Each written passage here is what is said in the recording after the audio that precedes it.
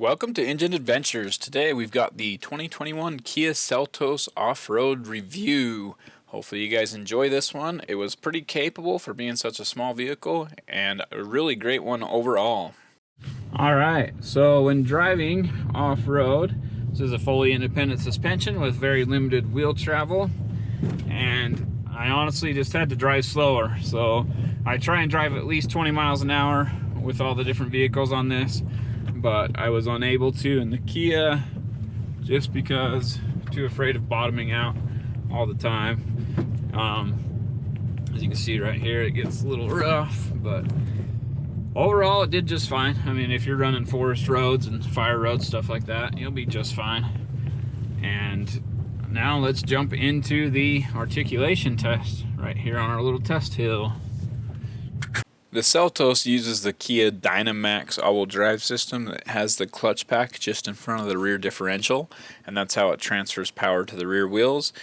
And to transfer power side to side, it just uses the brakes to brake the spinning wheel. It has normal front and rear differentials, and so applying the brakes will transfer power to the opposite side. And as you can see here, the wheels start to slip a little bit first, and then the brakes are applied. In this normal mode, this is not having the rear clutch pack locked. It doesn't quite do it. I think when you hit the center diff lock, it applies more braking force to the spinning wheels, as we'll see later.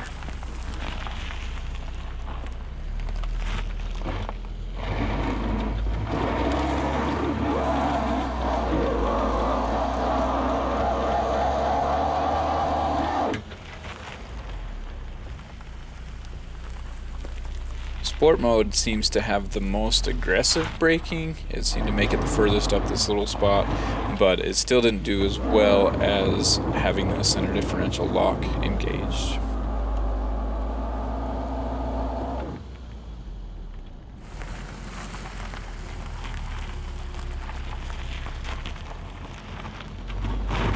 I did have to go full throttle at the end, which I had done full throttle a few times throughout the test, but this time it actually made it, and I just held in it. Usually once it starts to climb, I let off a little bit, but this one needed all the help it could get.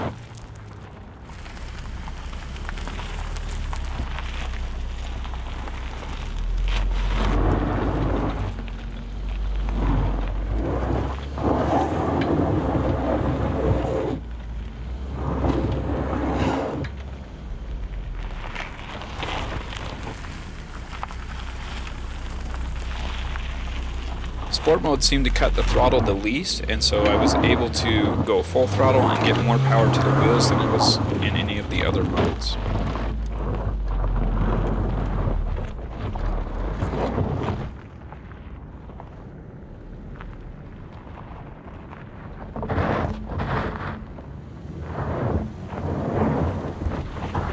So here from this other angle again, I actually had to stop for a second and then apply the throttle again.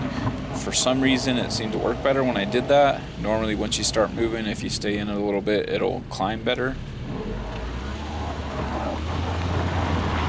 Moving underneath the vehicle, we see that everything is tucked up nicely. I think that's more just because this is a compact vehicle or subcompact. It's so small, everything's just packed in there real tight, but it works well for off-roading.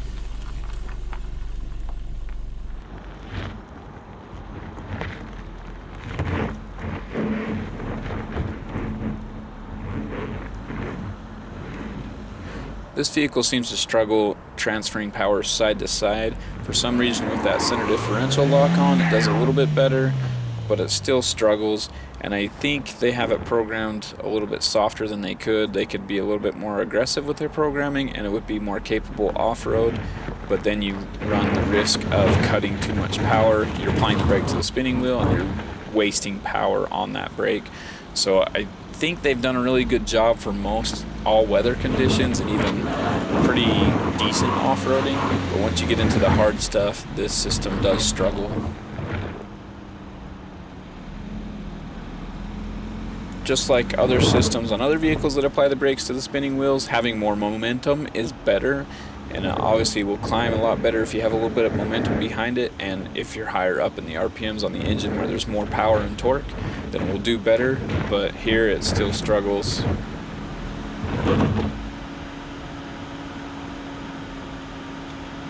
All right, the transmission overheated almost. So it's telling me to stop driving. We're gonna let it cool off for a few minutes, and I'll just take the easy line, see how it does. It seems like we were getting close there a couple times. I had my foot all the way down on the throttle, and that's, you know, it still didn't make it. So we'll I'll move the camera up to the top somewhere where we can get a good shot, because it will make it all the way up if we take the easy line, and it even clears the breakover angle.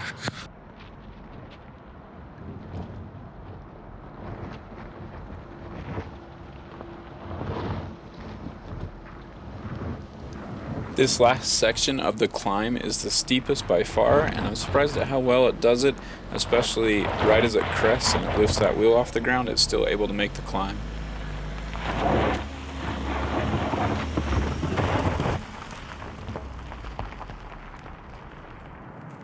Again, we're just really pushing the limits on it, just doing that one little hill. The transmission was like mid-range when I started it, maybe a little on the high, and then by the time I got to the top, it was overheating again. All right, so this is the downhill assist. Whew. And it's going a little bit crazy. There we go.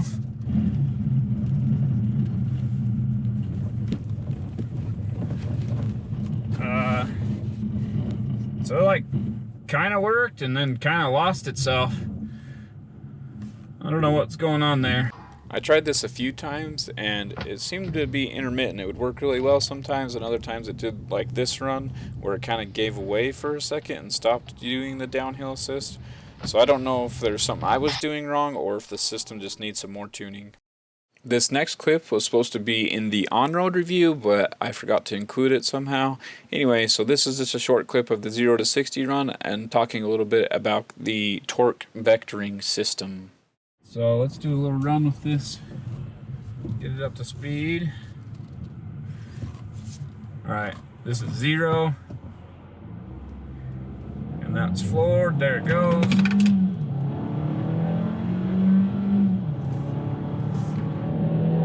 $60. So it does okay.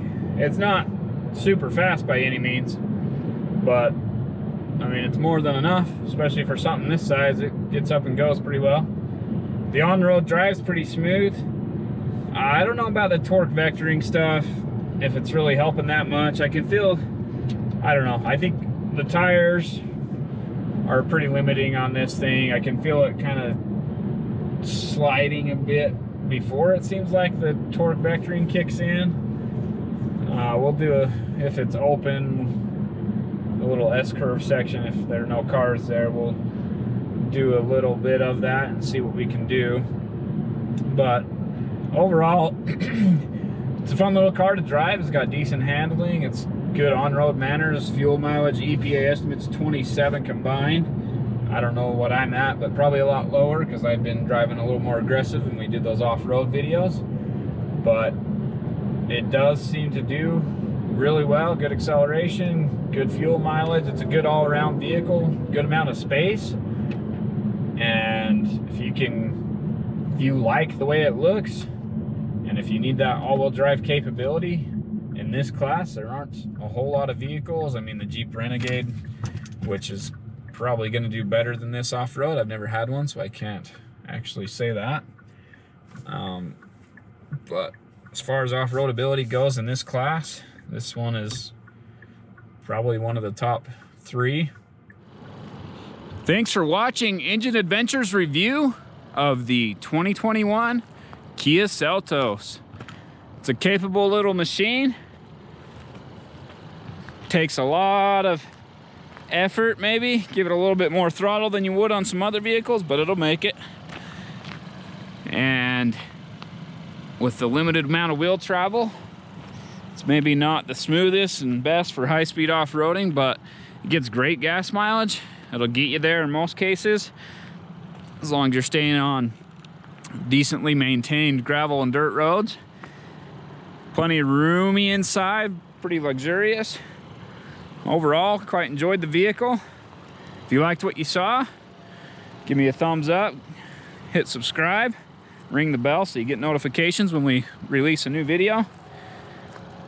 And if you didn't like it, get the thumbs down, but make sure you comment down below so that I know why and we can make improvements.